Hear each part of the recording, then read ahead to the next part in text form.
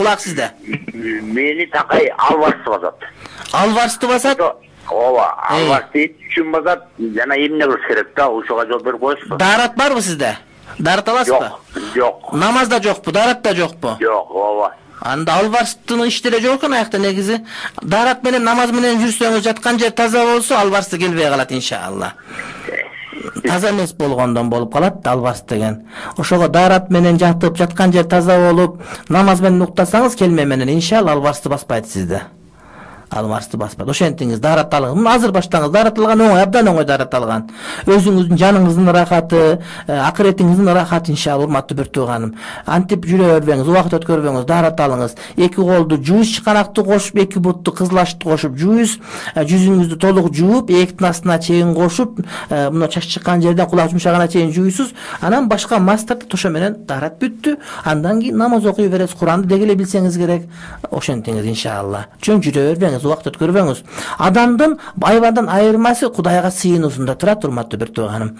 Алварсты басты деген чынбы, эмне кылуу керек дейт. Ал чын, урматтуу бир тууганым.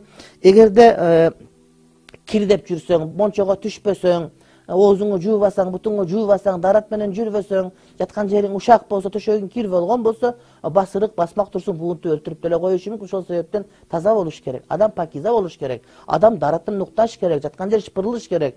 Төшөктөр жок дегенде жууп, тазалап, башка кылып, адам күнгө жайып какшытып, айтор тазалыктын нормаларын сакташ керек. Кээ бир адамдар мусулманмы дегени менен көп нерсеге маани бербейт. Динибизде тазалык ыймандын бир бөлүгү. Адамдын жан дүйнөсүнүн аруулугу, адамдын кийиминин тазалыгы, адамдын жүрүш турушунун тазалыгы, адамдын жаткан жеринин тазалыгы дагы өзүнчө, өзгөчө маани.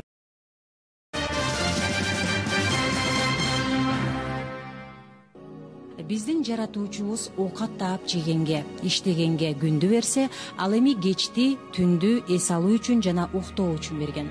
Ошондуктан ар бир момун мусулман уйкуга даярданууда бул саякаттан турбай калуусу мүмкүн экенин ойлонуш керек.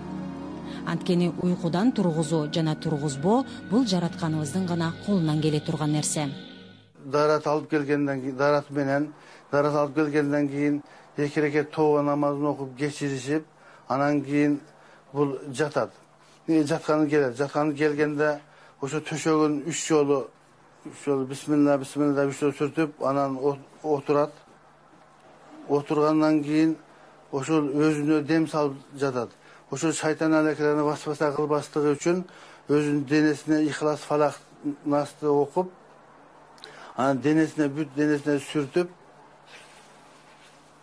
анан кийин ошол Пайгамбарыбыз көргөзгөндөй оң жан башы менен жатат. Оң жан башы менен жатып, өзүнүн дуасын айтат. Аллахумма бисмика амуту ва ахия деп.